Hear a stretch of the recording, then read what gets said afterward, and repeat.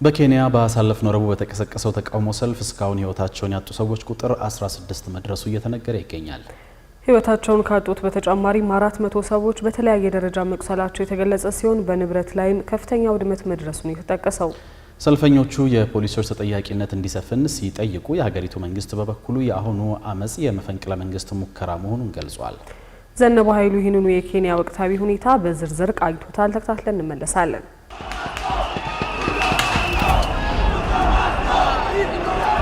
ልክ የዛሬ ዓመት የኬንያን በአመጽ የተሞላ የተቃውሞ ሰልፍ ዋና ከተማዋን ናይሮቢንና ሌሎች ከተሞችንም አናውጠው ነበር።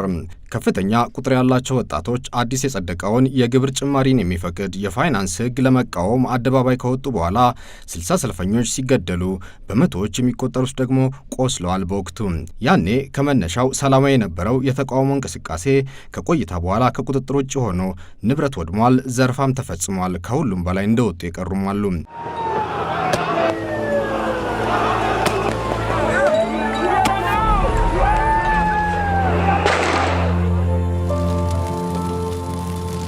ኬንያውያን ወጣቶች የሀገሪቱ ፓርላማ ያጸደቀው የፋይናንስ ህግ ኑሮ ያስወድድብናል በማለት ሲቃወሙት የቆዩ ቢሆንም የሀገሪቱ መንግስት ደግሞ ኬንያ ያለባትን የውጭ ዕዳ ለመክፈል እንዲሁም ለዜጎች የስራ ዕድልን ለመፍጠር የግብር ህጉ የሚያዘው ገቢ ያስፈልገኛል ብሎ ነበር ሁከቱ የተነሳው። ያምናውን እንዲህ ካስታወስናችሁ ከሰሞኑ ደግሞ ባለፈው ዓመት ህይወታቸውን ላጡት ኬንያውያን መታሰቢያ በሚል የተጠራው ሰላማዊ ሰልፍ መልኩን የቀየረውና ዳግም ሰልፈኞች የተገደሉት ወዲያው ነበር። በትዕይንተ ህዝቡ ለተቃውሞ የወጡት ሰልፈኞች ከፖሊስ ጋር የተጋጩ ሲሆን ፖሊሶችም አስለቃሽ ጋዝና የአድማ መበተኛ ቆመጥ በመጠቀም ሰልፉን ለመበተን ሞክረዋል። ይህ ሰላማዊ ሰልፍ በናይሮቢ ተጀምሮ አሁን ወደ 23 የሀገሪቱ ከተሞች መዛመቱ የተነገረ ሲሆን ሰው በህይወትም በቁስለትም ከመጎዳቱ በተጨማሪ በንብረት ላይም ከፍተኛ ውድመት መድረሱን የተነገረው።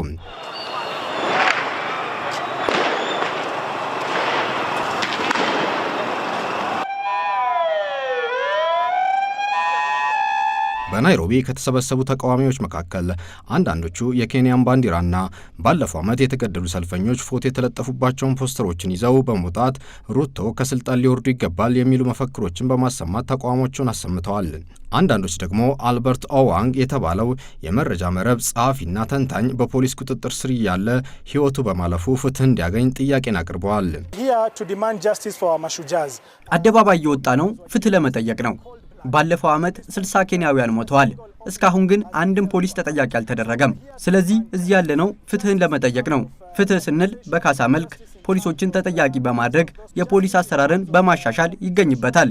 ብዙ ኬንያውያን ናቸው በፖሊስ እጅ ህይወታቸውን እያጡ የሚገኙት። ስለዚህ ፍትህ እንፈልጋለን።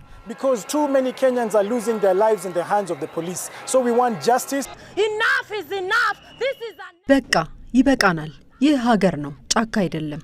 ኬንያ በቃ ይበቃናል። እዚህ ያለነው ለፍትህ ነው። ሀገራችንን መሰብሰቢያ ጊዜው አሁን ነው። ያፈሰስነው ደም ከበቂ በላይ ነው። እነሱ በህገወጥ ግድያ ይሳተፋሉ። ሰዎችን በመሰወር ረገድም አሉበት። ሰዎችንም ያግታሉ። አንዳንድ በቁጥጥር ስር የዋሉ ሰዎች ደግሞ ይሞታሉ። ስለዚህ ይህ ማብቃት አለበት። ይህን ስንልም አንፈራም። ይህን አስረግጠን ነው መናገር የምንፈልገው። የፖሊስ ጭካኔ መቆም አለበት። ፕሬዝዳንት ሩቶም ስልጣን መልቀቅ አለባቸው። የሀገሪቱ መንግስት የተቃውሞ ሰልፎቹ በቴሌቪዥንና በሬዲዮ ቀጥታ ስርጭት እንዳይተላለፉ ቢያዝም የሀገሪቱ ከፍተኛ ፍርድ ቤት እንዲተላለፍ መፍቀዱም ተሰምቷል። በሌላ በኩል የኬንያ የሀገር ውስጥ ጉዳይ ሚኒስትር ኪፕቹምባ ሙርኬሜን በመላ ሀገሪቱ የተካሄደውን ተቃውሞ ሰላማዊ መስሎ የታየ የሽብር ተግባርና መፈንቅለ መንግስት ለማድረግ የተደረገ ይህ ህገ መንግስታዊ ሙከራ ነው ብለዋል።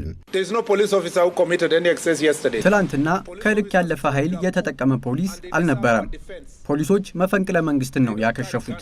የጦር መሳሪያን እንደ አሻንጉሊት አይደለም የያዙት። ፖሊስ ጣቢያን ስታቃጥሉ እንኳን ደስ አላችሁ ብለን ኬክ ይዘን በመምጣት እንድንጠይቃችሁ ነበር የምትፈልጉት። መፈንቅለ መንግስት ለማድረግ የሚሞክሩት አይተኙም። እንደው ሚኒስቴሩ ሙርኬሜን የጸጥታ ተቋማት ከፍተኛ የሆነ ትንኮሳ ቢገጥሟቸውም ላሳዩት ልዩ ትዕግስትና የተካሄደውን የመፈንቅለ መንግስት ሙከራ በማክሸፍ ላደረጉት እገዛ አመስግነዋቸዋል። ይህ በእንዲህ እንዳለ የኬንያው ፕሬዝዳንት ዊሊያም ሩቶ የሀገሪቱ ህዝብ ፖሊሶች የሚገባቸውን ክብር ሊሰጣቸው ይገባል ነው ያሉት። ማንም ከሕግ በላይ አይደለም። ማናችንም ከሕግ በላይ አይደለንም። ፖሊስን ማስፈራራት አትችሉም። ፖሊስ ላይ የኃይል እርምጃ መውሰድ ወይም መስደብ አትችሉም። ፖሊስን አስፈራራችሁ ማለት ሀገራችንን አስፈራራችሁ እንደማለት ነው። ምክንያቱም እነዚህ ፖሊሶች ናቸው ቁጥር 1 ተከላካዮቻችን። You are threatening our nation because these are our frontline defenders. ፕሬዚዳንት ሩቶ አክለውም የተቃውሞ ሰልፎቹ የኬንያን ሰላም ማደፍረስ የለባቸውም ያሉ ሲሆን ነገሮች ከተበላሹ የምንሄድበት ሌላ ሀገር የለምና ሁላችንም የሀገራችንን ሰላም የመጠበቅ ኃላፊነት አለብን ብለዋል።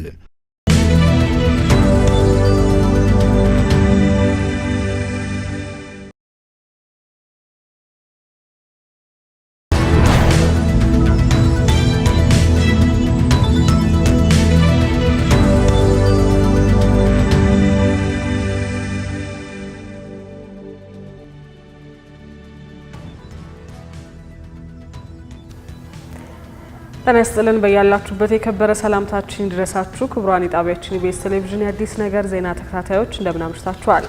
ዘወትር ከሰኞ እስከ ዓርብ በዚህ ሰዓት ወደ እናንተ የሚደርሰው የምሽቱ ዜና መጽሔታችን ከአሁን ሰዓት ጀምሮ ወደ እናንተ ይደርሳል። ዛሬ ከምንነግራችሁ ጉዳዮች መካከል መንግስት በቀጠራቸው ባለሙያዎች ብቻ ይሰጥ የነበረው የግብርና ኤክስቴንሽን አገልግሎት በግል ተቋማትና ለዘርፉ ቅርብ በሆኑ የሙያ ማህበራት ጭምር እንዲሰጥ ሀሳብ ስለመቅረቡ ወደ እናንተ እናደርሳለን። እንዲሁም ደግሞ ኢትዮጵያ ብሔራዊ ባንክ የዋጋ ንረትን ለመቆጣጠር እየተገበረ ያለውን ጥብቅ የገንዘብ ፖሊሲ አጠናክሮ እንደሚቀጥል ስለማስታወቁና ሌሎችም ዝርዝርና ጫጭር የሀገር ውስጥ እንዲሁም ደግሞ የውጭ ጉዳዮችን ይዘናል። ሰላማዊት ደበበና ይድነቃቸው ብርሃኑ ከመላው የኢቢኤስ ስቱዲዮ ባለሙያዎች ጋር በጋራ በመሆን ዜናዎቹን ወደ እናንተ እናደርሳለን። አብራችሁን ቆዩ።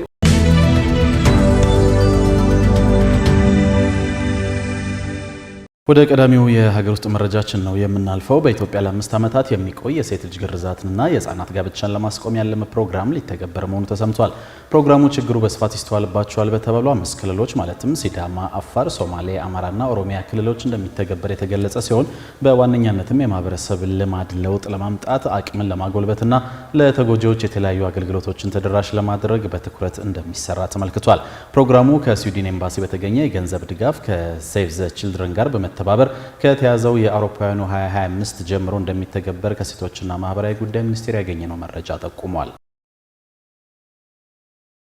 የሸገር ከተማ አስተዳደር በ2017 የበጀት ዓመት በ17.7 ቢሊዮን ብር ወጪ ያስገነባቸውን 308 ፕሮጀክቶች ከነገ ጀምሮ ለአገልግሎት ክፍት እንደሚያደርጋቸው አስታውቋል። ፕሮጀክቶቹ በሁለት ምዕራፍ ለአገልግሎት ክፍት እንደሚሆኑ የከተማ አስተዳደሩ በሰጠው መግለጫ ያስታወቀ ሲሆን ከነዚህ መካከል ከ600 በላይ የሚሆኑትን የአቅመ ደካማ ቤቶች ናቸው ተብሏል። ከዚህ በተጨማሪም በ40 ቢሊዮን ብር ወጪ በህብረተሰብ ተሳትፎ የተገነቡ ከ8900 በላይ የተለያዩ ፕሮጀክቶች ግንባታቸው ተጠናቆ ለአገልግሎት ዝግጁ መሆናቸው ተገልጿል ሲል ሪፖርተራችን ጌታውን አንጭ ዘግቧል። የኢትዮጵያ ኤሌክትሪክ አገልግሎት በኤሌክትሪክ ኃይል ቆጣሪዎች ላይ ከሚያደርገው ምርመራ ጎን ለጎን ከደንበኞች የሚደርሱት ጥቆማዎችም ቀላል የማይባል ኤሌክትሪክ ኃይል ስርቆት የሚፈጸመው በቤት ተከራዮች እንደሆነ ጠቁመውኛል ብሏል። የኃይል ስርቆትን ለመከላከልም ሆነ ወንጀሉን የሚፈጽሙ ግለሰቦችን ተጠያቂ ለማድረግ ቤት አከራዮች ቤት ያከራዩትን ግለሰብ ማወቅና ቤቱን በትክክል ለምን አገልግሎት እንደሚጠቀሙ መገንዘብ ያስፈልጋል ነው ያለው ተቋሙ። የቤት ግዢ የሚፈጽሙ ዜጎችን ቤቱን ከመረከባቸው በፊት በየአቅራቢያ ወደሚገኝ አገልግሎት መስጫ ማዕከል በመቅረብ ውዝፍ የፍጆታ ዕዳዎችን ማጣራትና ቆጣሪው ከወንጀል ድርጊት የጸዳ መሆኑን ማረጋገጥ ይገባቸዋል ሲል አገልግሎት መስሪያ ቤቱ አሳስቧል።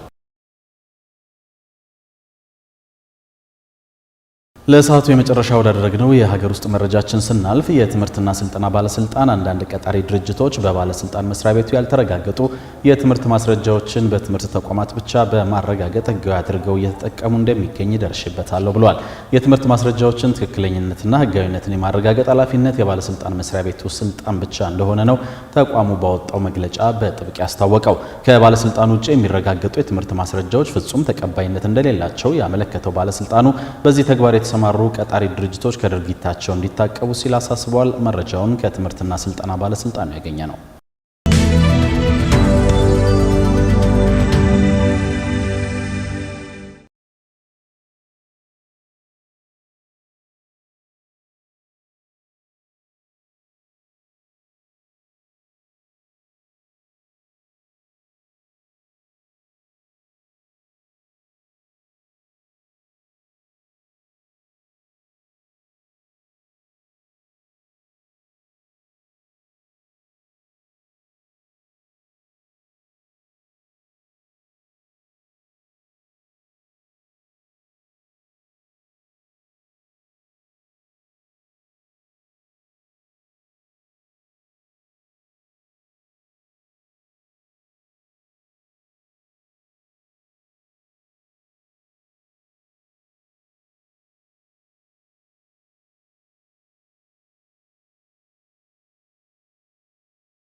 የተወደዳችሁ ተመልካቾች ከኢቢኤስ አዲስ ነገር የዜና መጽሔት አጫጭር ያገሩ ዘገባዎችን ተከታተላችሁ። በቀጣይ ደግሞ ከውጭ ያገኘናቸውን መረጃዎች ወደ እናንተ እናደርሳለን።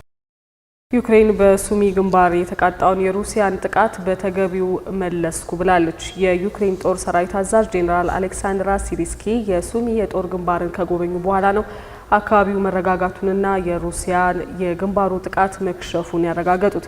የዩክሬን ጦር ከዚህ ቀደምም የግንባሩ ውጊያ መክሸፉን ሲናገር የቆየ ቢሆንም ከሩሲያ ወገን እስካሁን የተሰማ መግለጫ የለም።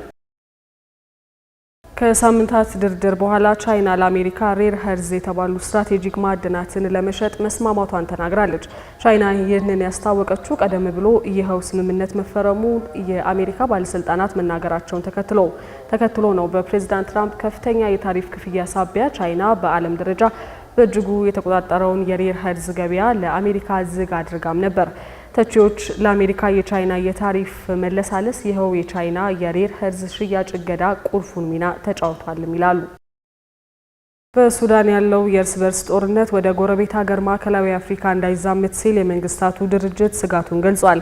የተመድ ምክትል ዋና ጸሐፊ ጆን ፒተር ላሮክሰንን ጠቅሶ አሶሺየትድ ፕሬስ እንደሚለው በቅርቡ ሁለቱን ሀገራት በሚያዋስነው ድንበር አንድ የተመድ ሰላም አስከባሪ የተገደለው በአካባቢው በሚንቀሳቀሱ የሱዳን ኃይሎች ነው። እነዚሁ የሱዳን ፈጥኖ ደራሽ ኃይል ተዋጊዎች ግጭቱን ወደ ማዕከላዊ አፍሪካ እንዳያሰፉት ያሰጋል ብለዋል የተመዱ ምክትል ዋና ጸሐፊ።